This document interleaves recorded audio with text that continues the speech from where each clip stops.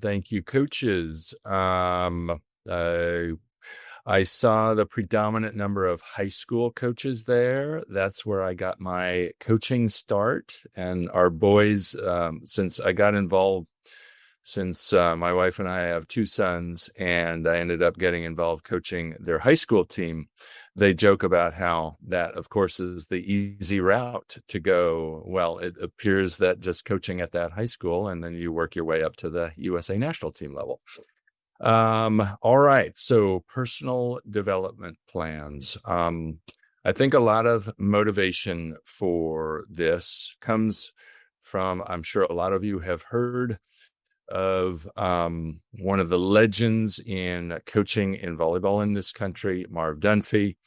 I consider him a great friend and mentor and colleague. And of course, I got to play for him for 4 years. And he's like Yoda. He's always full of wisdom. So one of the things he will often talk about is that people that we coach or people that we work with are happiest when they sense, when they perceive that they're improving and not stuck in the same place. And then they also are, I guess, most happy, most pleased when you treat them as individuals, as unique and different. So each one of the people on your team obviously is unique, has different circumstances in terms of how they grew up and how they came to this game. So people really appreciate those two things. And those two things are really, for me, a driving force in trying to foster development. I would call that a mission of mine, or maybe the mission of mine is to try to foster human development through the sport of volleyball, or to help people reach their human potential through the sport. And so that's what drives a lot of this that I'm going to share. There is no perfect way to do these. There's no right way to do these, but there are a lot of ways that I think can be helpful. Just a couple of thoughts on coaching. There's more, there may be one dichotomy in that, and you could call it maybe an old school type of coaching, which is where athletes maybe say, "Hey, coach, tell me what I did wrong there." Or maybe they don't even ask, but the coach will tell them, "You did this wrong and you need to do this instead." And it's kind of a top-down driven model with a lot of feedback, and everybody looks to the coach for all the answers. Of course, as I said, what athletes might ask, or they might not, to want to know what's wrong and to want to know how to fix it. The problem with that approach is it tends to be a little brittle, that in the middle of a match, players and teams have to make real-time decisions as the ball is in the air, or maybe they've taken a swing and it didn't go so well and they have to get right to the next play, and there's not much time to get help from a coach. So it's really important to try to help them be problem solvers and be learners, and support them in seeking these answers. It doesn't mean you never tell them what's wrong or never tell them how to correct, but to try to get them more involved in the process, I think, is a powerful thing to do. So there's a big word in all of this, and that's just being curious, trying to learn more about each of the people that we coach. And a sign of curiosity is asking questions or reflecting their answers back to them and trying to hear more. And so it's a little more of a guiding approach, this different way, this way that I'm trying to embrace more, instead of the older school way of just, I have all the answers, listen to me, and here we go. I again feel like far beyond volleyball, if we can help our people become problem solvers and maybe at least know what to do when they don't know what to do, we can have huge impact on the people we coach in terms of their lives for the rest of their lives, in terms of learning to be, let's say, a good parent, a good life partner, or good at any line of work that they choose. So helping them be learners and be active in the process is a big goal of mine. There's a couple of, I guess, what I would call, I'm trying to make sure I can see on my screen here. I'm trying to minimize that because I'm having trouble seeing a quote here. Just one second. And I'm going to make it there. Shoot, sorry about that. I'm going to make that smaller. I can't do it. All right, I'm going to guess at this quote, but one of them is from Blaise Pascal, and he said that people are most basically convinced of rationale that they themselves have come up with. I should say better persuaded by the reasons that they themselves have discovered rather than those that have come into the minds of others.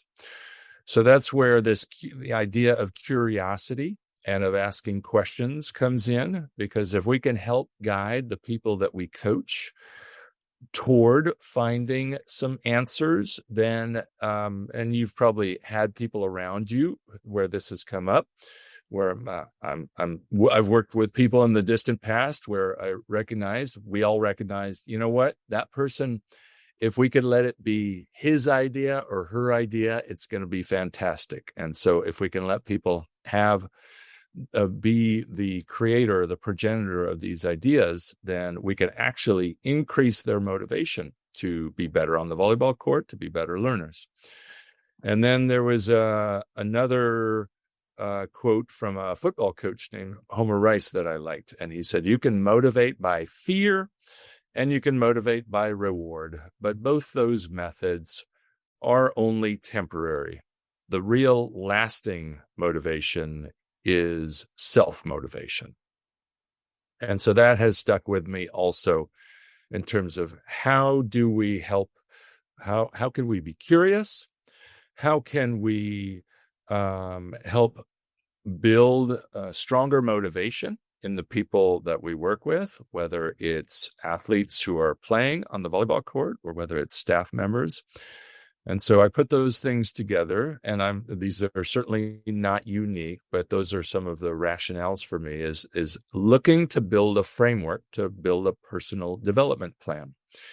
And so there are a few parts that in my study and looking at lots of good ideas by lots of people on how to foster increased motivation and increased learning and accelerate the learning process. And this is the method or the framework that I've come up for now. It certainly can, and I plan that it would evolve over the course of time. But I would start by asking somebody on our team. So if it were our team, I would ask one of the women on our USA women's team, what are your goals and aspirations? Like, what are you really trying to accomplish in this sport? And then that could be from an individual or a team standpoint. So individually, that's not an uncommon answer for people on our team. They might say, I would love to make the U.S. Olympic roster that's coming up in a year and a half in Paris. In the high school level, it might be, I would like to make varsity next year. Another answer might be, I would like to contribute a lot. An individual answer. Maybe it's, I would like to figure out ways where I can earn more playing time on the court. And then, of course, on our team, there are lots of team answers to that question, too. I would like to help this program win another medal or another gold medal at this competition or that competition. If it's high school, as the majority of you are high school coaches. It might be, I'd like to help this team win our league or go deep into the state tournament, things like that. So I definitely don't limit people when they answer the question about what their goals and aspirations are to any specific category. I will also ask them both for short-term and long-term what they envision. So maybe somebody on our team might be thinking in the short term through the next Olympics that end in August of 2024 in Paris. But then there are a lot of people who will be playing a lot longer than that. And maybe they have some longer term aspirations. Maybe they would like to do other things with USA, or also because so many of them play professionally. Maybe some of them have some aspirations for the long term in terms of winning certain club competitions. That too is perfectly okay as a goal and aspiration. And then also some people, even on our team, as we've worked through these, they might have personal aspirations that maybe not are so specific to sport. We've had a player over the course of time with our program who really wanted to build her listening skills. She felt like she was not good enough at giving space to, let's say, the captain. Maybe she was just chirping in too much. So that would be an example of a personal aspiration to become a great listener. And I would applaud that too. It doesn't have to be in sport when people are working or envisioning the dreams and the goals and the aspirations that they have. It certainly could be in volleyball, but it doesn't have to be. And Jordan, you're checking things. So if you wanted to jump in, great. And otherwise, I will just keep going. Continuing on the idea of building a framework, the next maybe topic area or theme area that I might try to dive into in a kind of an interview with somebody with our program are, what are your strengths? What are the things that you will bring to bear? Maybe probably things that you're already doing now that can help you chase that aspiration or the aspirations that you mentioned before, individual or team, personal or sport, and short-term or long-term. So it's really important. Lots of times, even on our team, even with people who have reached the highest levels of the game, they tend to be really critical and only look at flaws. And it's like their eyes go and their brain goes right to the flaws and the things that they want to get better. So sometimes this is an uncomfortable question to answer, but I try to force them to answer that. And that is, give yourself a pat on the shoulder, on the back or two. What are the strengths that have brought you here and that you can bring to bear, the things that will help you chase these aspirations? Again, it's not only good to get people to say those, as uncomfortable as it may be, but those are strengths that we don't want them to lose sight of. We coaches want to have some balance. We don't always want to be looking for flaws and things to criticize and change, or to get our players to look for flaws, but also to remember their strengths and help reinforce those. So that's a really powerful question to answer. And in these strengths, and then of course, the next thing I would ask about, I guess I wouldn't really call them weaknesses, but I would call them maybe opportunities for growth. I also tell them about the 5 pillars that are kind of all throughout the USA volleyball system, all up the chain through the national team development program, all the way up to the national team level. That those strengths could be in any of 5 pillars or any of 5 points of the star. You can imagine that a lot of our players, and maybe yours, will go straight to craft. I want to develop a better serve, or I want to be able to block a certain set better, things like that. So you can see upper right, lots of people will go straight to craft, something technical, but there are some really important parts. Not everybody in our program is focused on that. Some maybe have had some health challenges. Certainly a big focus for somebody who has been a great player for us, but recently had a very big knee injury and surgery, is Jordan Poulter, our starting setter in Tokyo, as she led us to a gold medal there. So that's going to be a real focus for her in the many months to come, is the body component.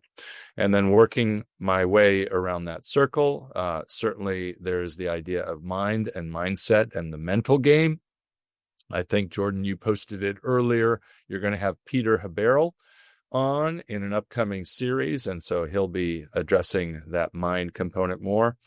And then heart, and that's more where motivation comes in, and willpower and things like that. And then, of course, team is a huge one for us also. So I try to point those out, that when people envision things that are strengths or things that they want to get better, they could fall into any one of those 5 categories. Back to building a framework, after asking our people about their thoughts on aspirations, and to give themselves a pat on the back with some of their strengths that they bring to bear in this team equation.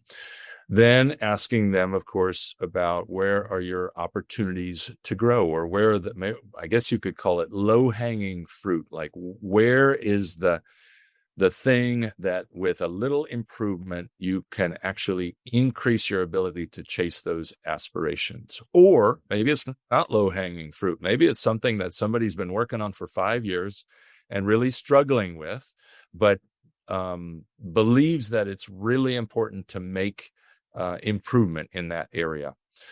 So either way, in this interview type process, again, I guess, powered by curiosity and powered by wanting to provide more motivation for the people who work in our program, we would ask them to answer that question. And those could be in the same 5 pillars.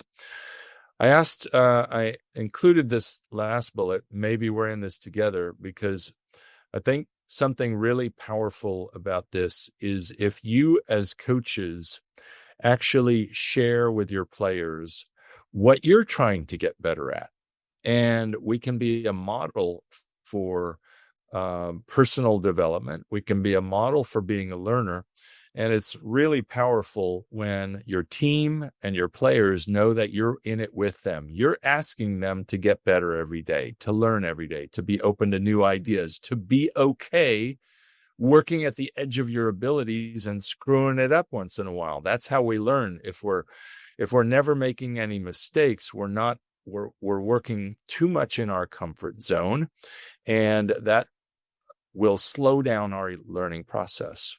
So you might even share with your team, look, I'm working on X or Y. I'm working on telling a better story at the start of practice, something that will tie into the theme of this day's practice. You could even ask them for feedback on the story that you tell that day. And they could be in it with you, just as you would like them to be open to, or maybe asking for feedback from you. So I think there's real power in this idea of being in it together. Certainly that's not the end all be all, and I'm not saying it's right for everybody, but I do think it's helpful for players to know that you're human, that you want to get better, you want to help them get better, you're trying new stuff. You might try, maybe a new activity. I've done that before.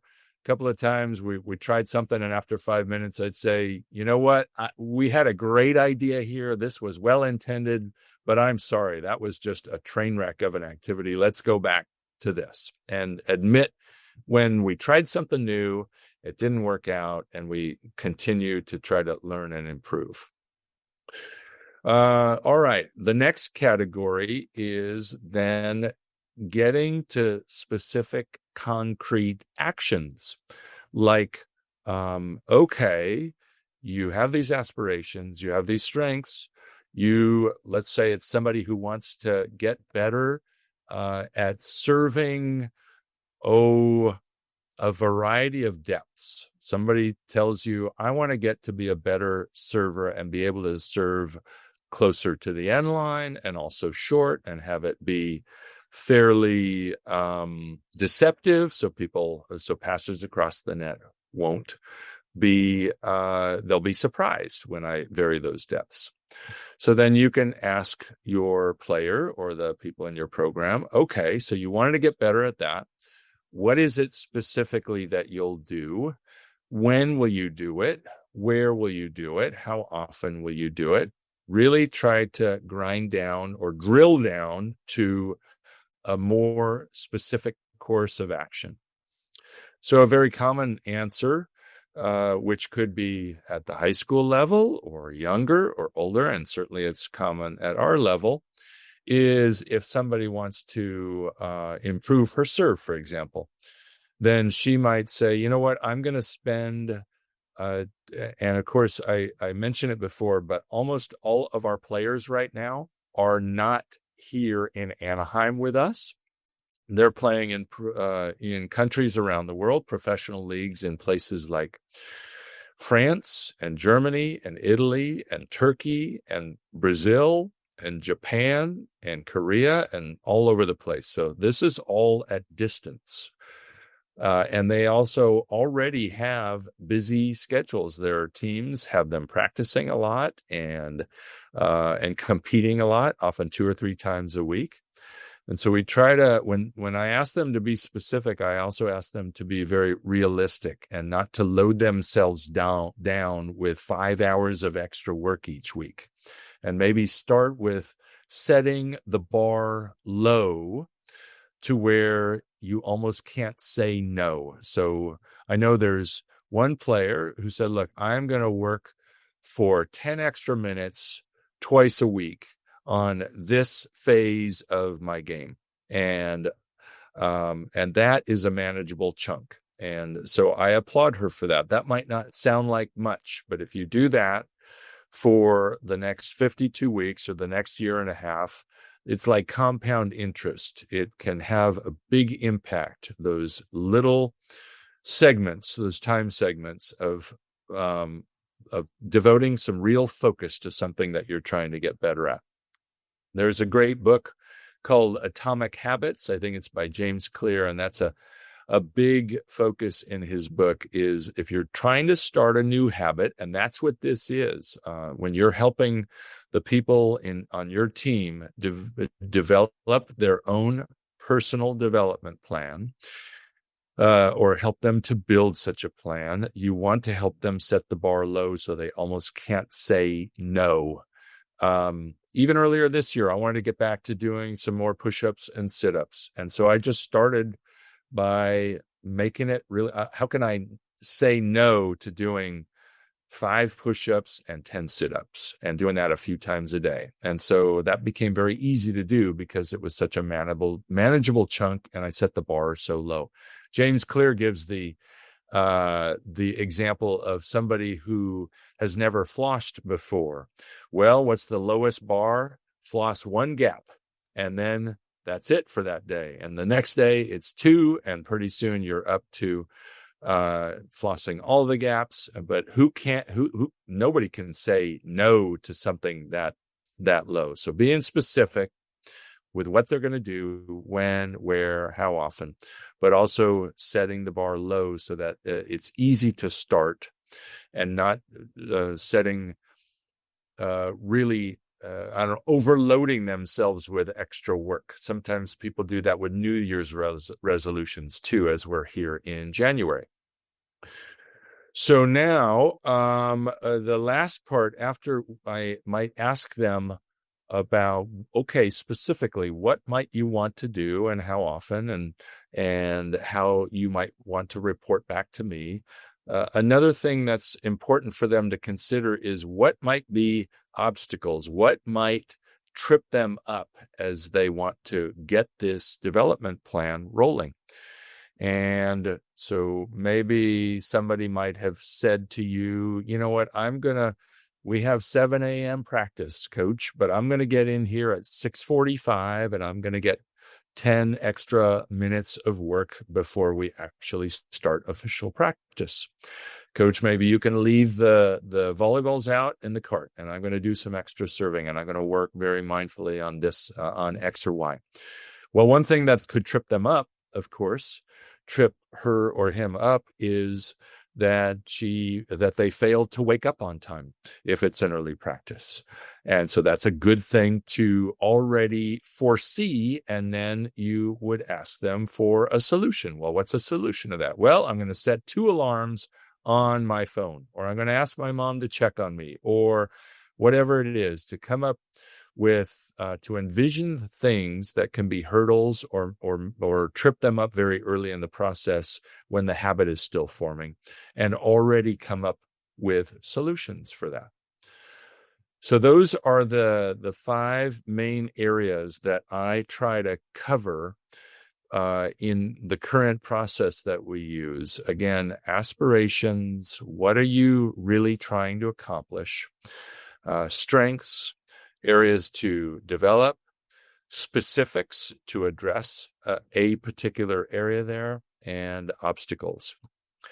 And then I would share, I guess, some examples with you of some of the things that our team has come up with, and some of which you might be able to use for yourself or for your teams. So one of these is, we had a player within the last couple of years who was playing in a certain league, and she said, Karch, I'm struggling to hit with as much range as I would like to. I would like to be able to hit various spots on the court when I'm hitting on the left side, and I feel like I'm a little limited. And so I could have gone old school and just said, all right, you need to do X or Y. I had some ideas, but instead I tried to, be a little more curious and ask questions and see if she could draw some of that out or connect the dots a little more herself. So I had been watching some of her video from the league she was playing with in a different country. And I said, you know what? I saw a couple of those matches recently. What would you think? And I would say, would it be okay if I shared a possible idea with you? And she said, great. And just even asking that question, is it okay to give feedback? Is it okay to give a suggestion?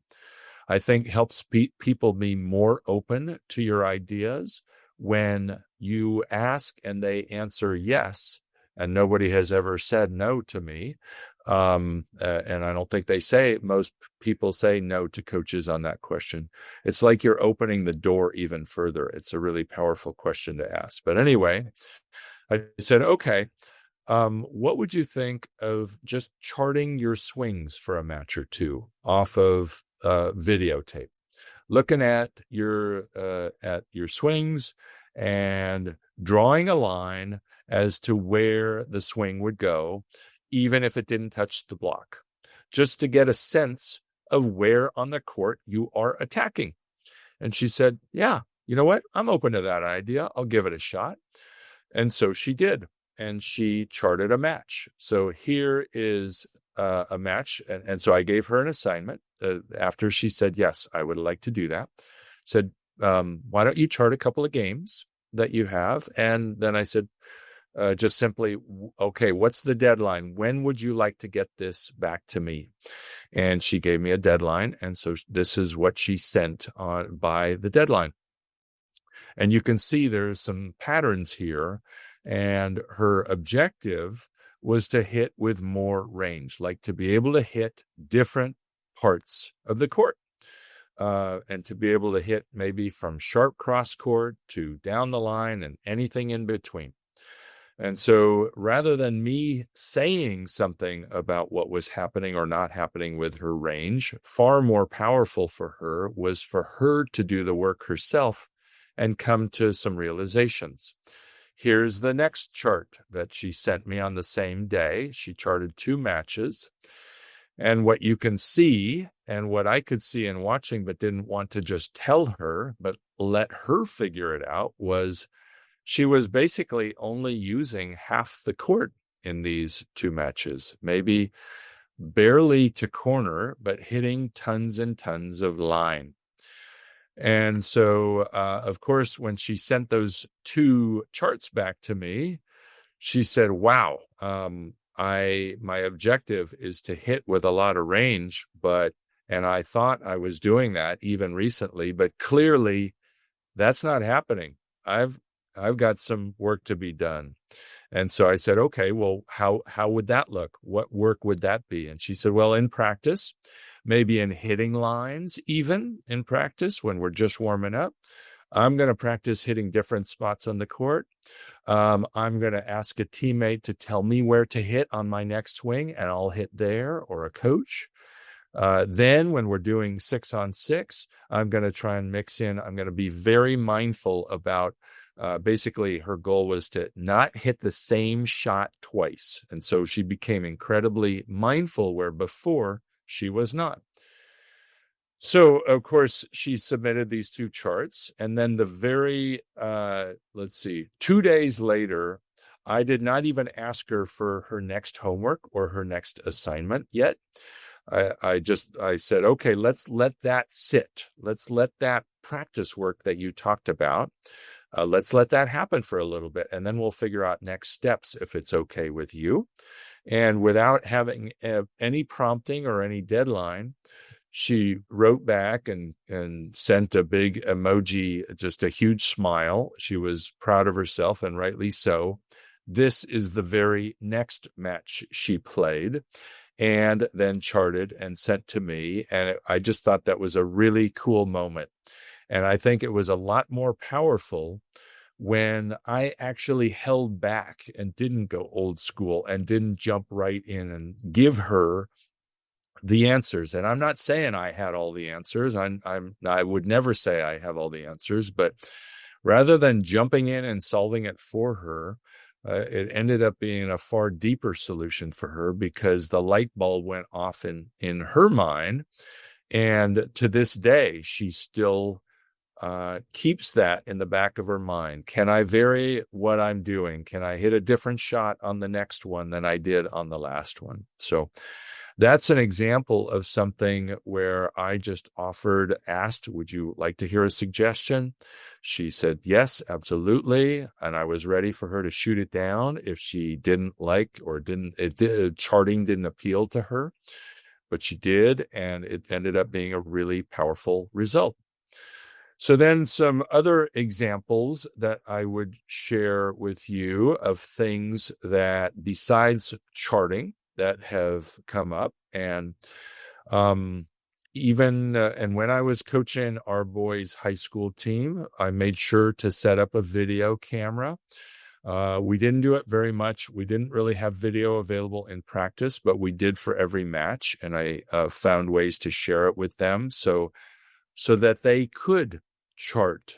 They didn't end up doing it. I wasn't nearly that sophisticated at that time with personal development plans and with figuring out ways to be more curious and help build a higher level of motivation in our people. But having the video, having the recording would allow people to go back and do some study of themselves. And that's a big one on our team, especially in that pillar, or that one of the 5 pieces called, I guess, why am I drawing a blank on that one? I'll think of it. But anyway, it's your technical and tactical, your craft.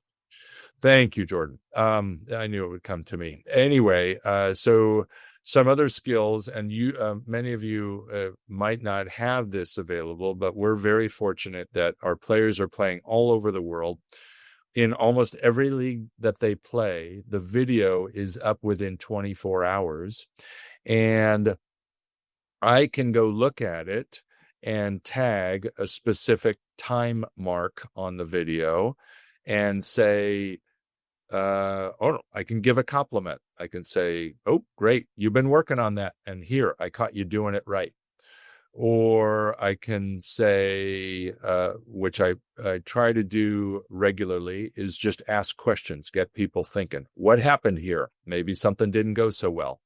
Or what happened here and something went really well, and getting them to explain how it went so well and why it did, especially if it's something that they're working on. So these conversations can be powerful. I know a lot of you might not have that available. That would be a regular assignment, or something that a player would choose to do with me or another coach is, I'm going to send you 2 tags a week of from competition of something I'm working on. Let's say some player was working on her serve, and I'm gonna tag you twice on when it went really well and I like it, and that's exactly what my goal is, to get better at that, and then maybe 2 where it didn't go so well. So we have kind of an exchange, and it starts some dialogue and some asynchronous conversation, in the sense that we're not on live together. Somebody might tag me while it's the middle of the night, because it's a very different time zone, and I'll wake up to it, and then I might be responding. And they might choose to do that once a week, once every 2 weeks, something like that. Another is that when they tag things that they really like, then I will actually try to play it on my computer and screen grab it and make it into a clip and drop it into their online library. So now it's almost like a highlight library, but it's not just highlights. They have a focus for their personal development plan. They've been working on it. And when they execute that and do it well in competition, that is really powerful, to be able to catch them doing it right and save it, and we can both refer back to it. Again, trying to figure out ways to increase their motivation and accelerate their own buy-in to this learning process. Lots of our people will do, and that's easy for any team at any level to do, is to do some journaling or some reflections. We have people right now who are working on passing or serving and decided that they want to do an extra few minutes per week, maybe 10 minutes extra twice a week. And then the only other thing that they're doing is they are sitting down afterward or sometime later that day and writing a reflection on it. And that is the homework, or the work that the specific work that they have created for themselves. Maybe somebody is having some health problems. Maybe there's something going wrong with a knee or a shoulder or something like that. So maybe in that person's personal development plan, we've had that happen with our program in the past. Somebody said, I'm going to show up to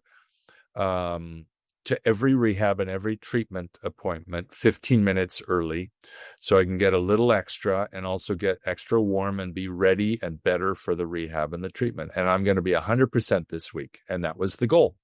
That's an that is a task that is certainly within the realm of being accomplished. And somebody can be really proud of herself or himself when they check that off for a week. Maybe somebody wants to get more explosive. Maybe a middle wants to be able to move faster from side to side and get out to the sideline and be better at blocking at the pins. Well, it would help to sit down and maybe add some more nuance or some more detail to a plan with a strength and conditioning coach. That would be another way. And maybe that's a little more in the body side or the body pillar, and something that can help the craft side. But there are lots of other ways and examples to do this. Finally, you might notice, as I'm close to concluding here, you might notice that I was asking a lot of questions, and not in those 5 kind of theme or thematic areas. And you might notice that I didn't specifically say what somebody should be doing. I've found it to be really powerful to let somebody else decide what is important to her or him and what she or he should be doing.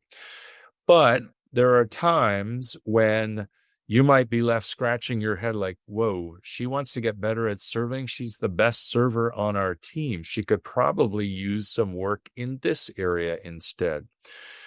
I still, in the interest of kind of curiosity, that would be a good question to ask. Oh, why is that so important to you? But I guess the key thing is I really let them decide, especially initially, what is most important. And when they start building these habits and getting into a mindset of, okay, I'm going to do a couple of these specific things each week. I'm going to check back with a coach. I have this homework. And once that process is going on, then it can evolve, and then you can offer suggestions. And maybe a suggestion some number of weeks down the line is, well, have you thought about this or this aspect of your game or this pillar of the 5 pillars? Would you ever have any interest in, or what interest might you have in making some improvement there that might have an impact on your aspirations or your dreams? So you may have noticed that I was not dictating anything that somebody needs to be doing, dictating what they should be focusing on for improvement. I think it's a lot more powerful for their motivation when they are actually building the specifics, building even the deadlines. I'm going to report every 2 weeks on a Tuesday, and I'm going to send you an audio note, things like that. Finally, just some resources that from which I drew heavily on this. These are not, you can find resources all over in terms of personal development. There are whole sections in bookstores or at Amazon on that. But certainly lots of good things to be drawn from a couple of books that I enjoyed over the last few years. One of them is about motivational interviewing in sports, called Coaching Athletes to Be Their Best. That's more of the curiosity and asking questions and reflecting answers back, things like that, to try to draw more out of the player that you're coaching. And again, have it be more of her own. Have it, as I mentioned early on, the Pascal quote that I probably butchered, but just people, when they create their own ideas, the motivation is a lot more powerful when those ideas come from themselves. And then another one that I really enjoyed is the culture system. And there are some great ideas in there about personal development plans also.